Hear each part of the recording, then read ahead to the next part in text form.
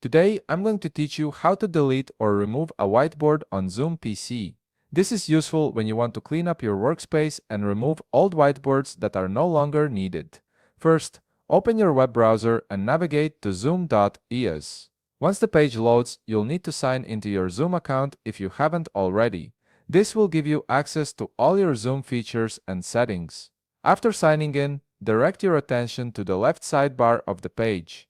Here you'll find various options for managing your Zoom account. Click on Whiteboards. This section contains all the whiteboards you've created or have access to, making it easy to organize and manage your collaborative content. Once you're in the Whiteboard section, you'll see a list of all your available whiteboards. Now hover your cursor over the specific whiteboard you want to delete. When you do this, you'll notice additional options appear. Look for the three dotted lines icon and click on it. This icon typically represents more actions or settings related to that particular whiteboard.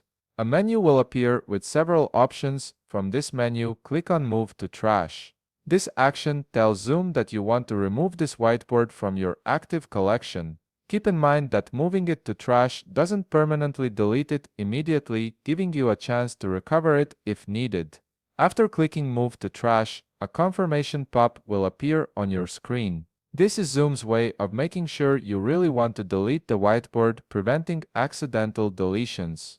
In the confirmation pop, click Move to confirm your decision. And that's it. Your whiteboard has been successfully moved to trash and removed from your main whiteboards list. If you found this video helpful, please leave a like, subscribe, and see you in the next video.